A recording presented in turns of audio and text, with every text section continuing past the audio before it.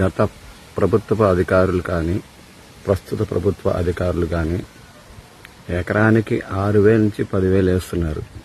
మంచి పద్ధతి. ఇద్దరు నాయకులు కూడా మంచి నాయకులే. వారిద్దరూ మన రాష్ట్రానికి సూర్యచంద్ర లాంటి వారు. కానీ మీరు వేసిన ఆ డబ్బులు ఆ రోజే అయిపోతాయి.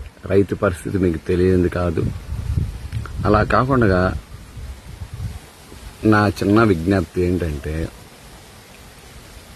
ఎవరైతే పాస్ పుస్తకం ఉంటుందో, ఎవరికైతే ఆధార్ కార్డు ఉంటుందో, ఒక ఎకరాకి వచ్చి ఒక రైతుకి 6 కట్టల మందు పడుతుంది. డిఏపి కానీ 20 కానీ యూరియా కానీ. ఈ 6 కట్టలు ఆధార్ కార్డు పాస్ పుస్తకం తీసుకొని ఫ్రీగా ఇస్తే ఆ 10,000 రూపాయలు గవర్నమెంట్ మిగులుతుంది. ఈ 4 నెలల ముందు ఇచ్చే డబ్బులు ఇంట్రెస్ట్ మిగులుతుంది. మీరు ఇచ్చిన డబ్బులు పొలానికి ఉపయోగపడతాయి. కనుక దయచేసి ఒక ఎకరం ఉన్న రైతుకి డబ్బులు ఇవ్వకుండా మందు కట్టలు, పురుగు మందులు ఫ్రీగా ఇచ్చేట్టు చూడండి. తను బతికింది కాక తను తింటూ నలుగురికి భోజనం పెట్టాలనే ఆలోచన ఒక రైతుకు మాత్రమే ఉంటుంది. ఇది కొంతమందికి నచ్చుతుందో నాకు తెలియదు. నేను ఒక రైతుగా ప్రజెంట్ చెవిలో కష్టపడుతూ చేస్తున్న వీడియో ఇది. చూడండి.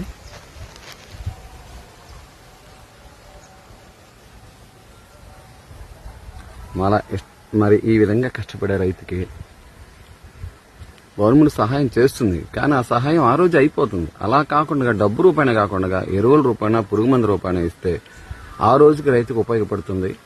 ఈ తేవడం కోసం పెళ్ళాం పుస్తులు, తెపాలాల కొండలు తాకట్టు పెట్టి తీసుకొచ్చి పెడితే పండితే బస్తా వచ్చి 1300కి 1400కి అమ్ముకోవాల్సి వస్తుంది రైతు. అదే డబ్బు రైతు చేతిలో ఉంటే అమ్మాల్సిన పని లేదు. తను కూడా బెట్టుగా డిమాండ్గా రేట్ వచ్చినప్పుడే అమ్ముకుంటాడు. కనుక దయచేసి ఈ విషయాన్ని 10 మంది రైతులకి నచ్చితే ఫార్వర్డ్ చేయాల్సిందిగా ప్రార్థన. నమస్కారం చేద్దామంటే చేతి నిండా బురదలు ఉన్నాయి కనుక నేను నమస్కారం చేయలేను. ఇది మంచి విషయం అని నేను అనుకుంటున్నాను. దయచేసి ఇందులో ఏమైనా తప్పులు మాట్లాడుంటే క్షమించండి.